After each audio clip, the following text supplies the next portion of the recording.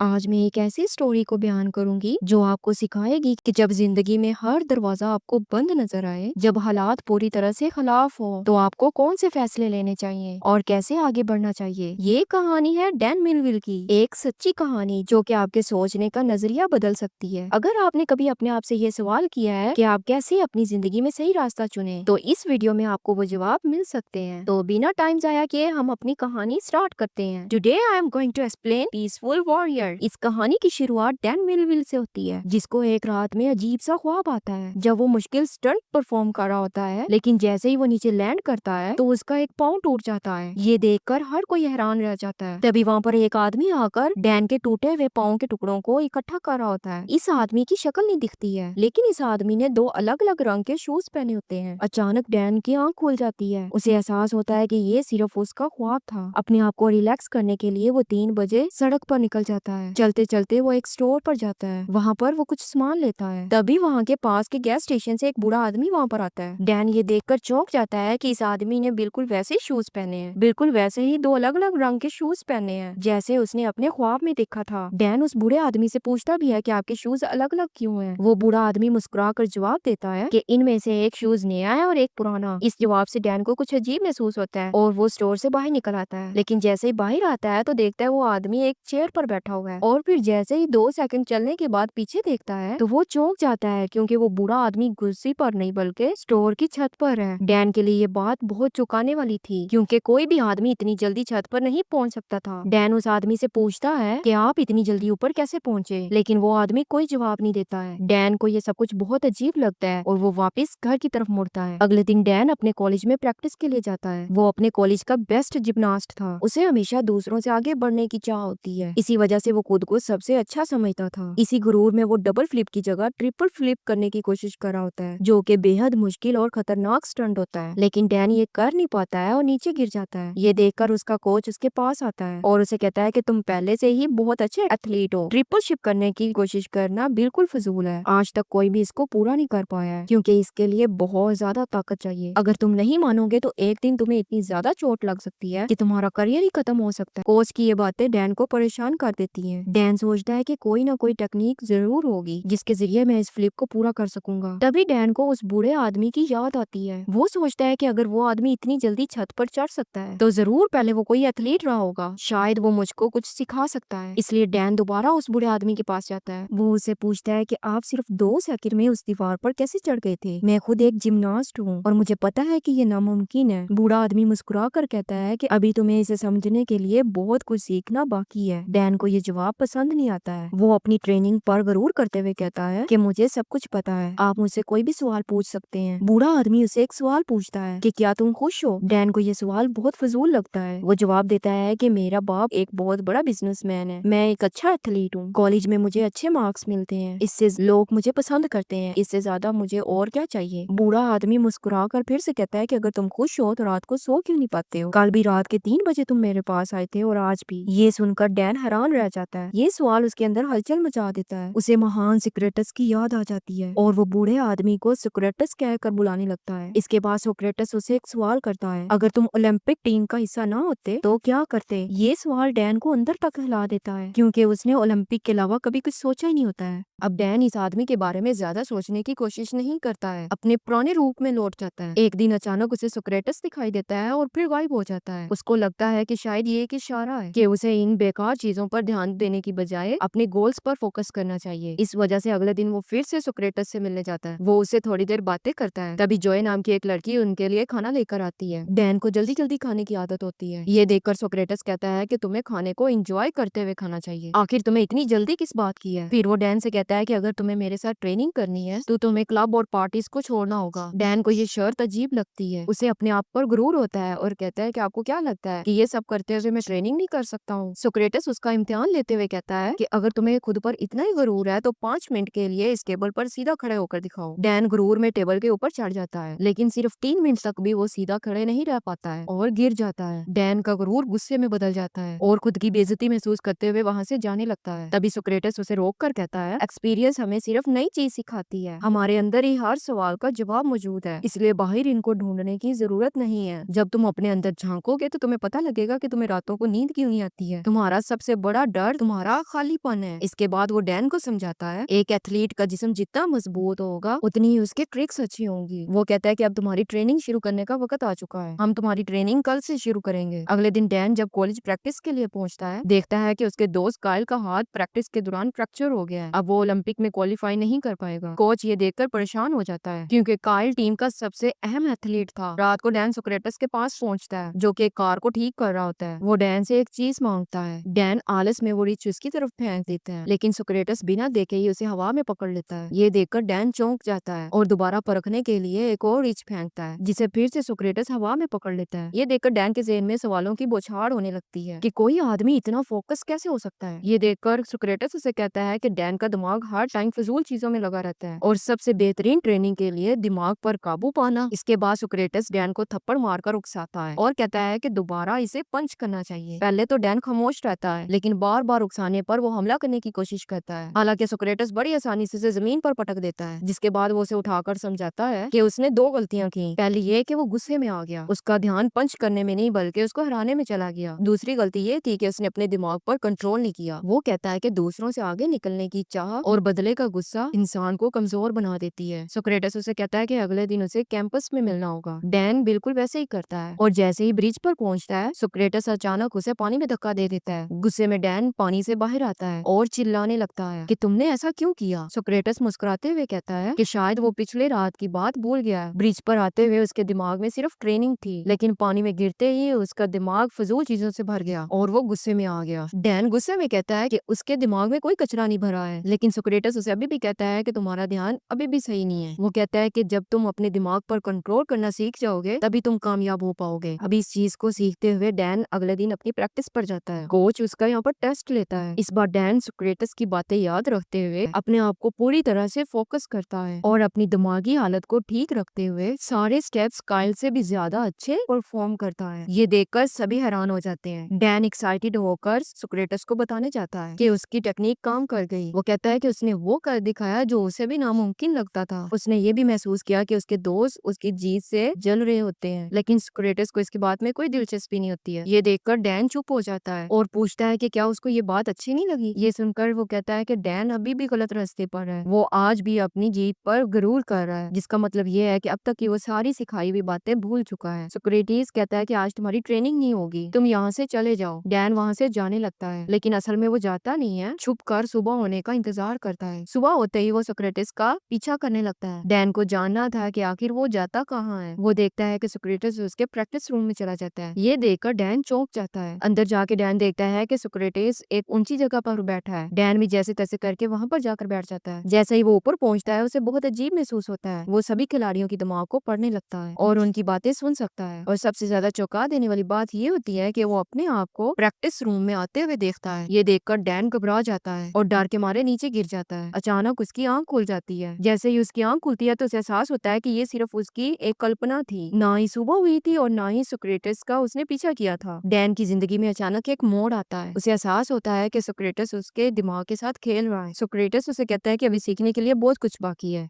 लेकिन डैन डर चुका होता है। वो वहाँ से भाग जाता है। इसके अगले दिन उसकी प्रैक्टिस में गलतियां होने लगती हैं। उसका कोच उसे कहता है कि तुम्हारा ध्यान भटका हुआ है। कोच उसे कुछ दिन आराम करने की सलाह देता है। आहिस्ता आहिस्ता उसका यकीन खुद पर कम होने लगता है। इस दौरान कॉलेज में जोए से एक मुलाकात होती है, जिसे वो अपनी परेशानी बताता है कि सोक्रेटिस की ट्रेनिंग के बाद वो के फायदे होने की बजाय वो कमजोर होता जा रहा है। जोए उसको सलाह देती है कि उसे इस चीज के बारे में सोक्रेटिस से बात करनी चाहिए। डैन जब अपनी परेशानी सोक्रेटिस को बताता है तो वो उसे घर की सफाई, टॉयलेट क्लीनिंग और वॉशिंग में लगा देता है। इस दौरान डैन अपनी पुरानी आदतें, ड्रग्स वगैरह को छोड़ देता है, लेकिन फिर भी उसे लग रहा होता है कि वो कमजोर होता जा रहा है। जब डैन गुस्से में आकर सोक्रेटिस से सवाल करता है कि टॉयलेट साफ करके वो कौन सा योद्धा बन सकता है, तो सोक्रेटिस उसे समझाने की कोशिश करता है कि ये सब कुछ उसे मजबूत बनाने के लिए किया जा रहा है, मगर डैन इसको समझ नहीं पाता है और गुस्से में वहाँ से चला जाता है। डैन दोबारा वापस अपनी जिंदगी में लौट जाता है। एक दिन जब वो तेज बाइक चला रहा होता है तो उसका एक्सीडेंट हो जाता है, जहाँ होश आने के बाद उसे पता चलता है उसकी एक टांग काम करना बिल्कुल छोड़ गई है। तकरीबन 13 फ्रैक्चर आए हैं और ऑपरेशन के दौरान उनके बीच मेटल रोड डाले गए। डॉक्टर उसे बताते हैं कि 2 महीने में वो चलने के काबिल हो जाएगा, लेकिन अब कभी भी वो ट्रिपल जंप नहीं कर पाएगा। ये सुनकर डैन पूरी तरह से टूट जाता है। जोए उसको काफी हौसला देती है, लेकिन वो खुद को हारा हुआ समझ रहा होता है, इसलिए वो अपने कोच से मिलता है और कहता है कि 8 महीने बाद वो फाइनल में क्वालिफाई करेगा, जिसके लिए उसने ओलंपिक कंपटीशन में अप्लाई कर दिया है। मगर कोच जानता था कि डैन का ये ख्वाब पूरा नहीं हो सकता है। डैन गुस्से में आकर अपनी सारी ट्रॉफीज को तोड़ देता है और खुदकुशी करने के इरादे से टावर के ऊपर चढ़ जाता है। यहाँ पर उसको अपना रिफ्लेक्शन दिखाई देता है। वो खुद को खत्म करने की कोशिश करता है, लेकिन तभी वो महसूस करता है कि वो अपने डर और गरूर को खत्म कर दे तो सब कुछ ठीक हो सकता है। अचानक से उसकी आंख खुलती है। ये सब उसका एक ख्वाब होता है। वो समझ जाता है कि ये सारी लड़ाई उसके अंदर की है। वो मदद के लिए सोक्रेटिस के पास जाता है और रोने लगता है। वो उसे बताता है कि तुम्हारे हर सवाल का जवाब तुम्हारे अंदर ही है। डैन सोच में डूब जाता है। एंड में उसको सब कुछ समझ आ जाती है कि सबसे अहम चीज दिमाग है, यानी कि प्रेजेंट में जीना, ना कि पास्ट और फ्यूचर में। ये जवाब सुनकर सोक्रेटिस सुकून में आ जाता है। इसके बाद डैन अपने दोस्तों से माफी मांगता है और अपनी जिंदगी को नई तरीके से जीने का फैसला करता है। सोक्रेटिस उसे कहता है कि अब उसे अपनी ट्रेनिंग दोबारा शुरू करनी होगी। अगले दिन डैन सख्त मेहनत शुरू करता है, बिना किसी डर और गरूर के। आहिस्ता आहिस्ता उसकी मेहनत रंग लाने लगती है। जब उसका कोच उसकी मेहनत को देखता है तो ओलंपिक कमेटी को उसका नाम भेज देता है। अगले दिन सोक्रेटिस डैन को एक पहाड़ पर लेकर जाता है। वहाँ पहुंचकर डैन को सिर्फ एक पत्थर दिखाया जाता है। पहले तो इसे दुख होता है, लेकिन फिर उसे एहसास होता है कि सफर ही असल खुशी है, मंजिल नहीं। सोक्रेटिस उसकी बात से इत्तेफाक करता है। डैन दोबारा से मेहनत करने लगता है। आखिरकार उसकी मेहनत रंग लाती है और इसकी ओलंपिक कंपटीशन का टाइम आ जाता है। लेकिन जाने से पहले वो सोक्रेटिस को बुलाने जाता है तो उसे पता चलता है कि वो वहाँ नहीं है, क्योंकि उसकी सीख पूरी हो चुकी थी। डैन वहाँ पर पहुंचकर परफॉर्म करता है और सबको चौंका देने वाले स्टंट करता है। इसके बाद वो गोल्ड मेडल जीत लेते हैं। इसके साथ ये कहानी यहीं पर खत्म हो जाती है।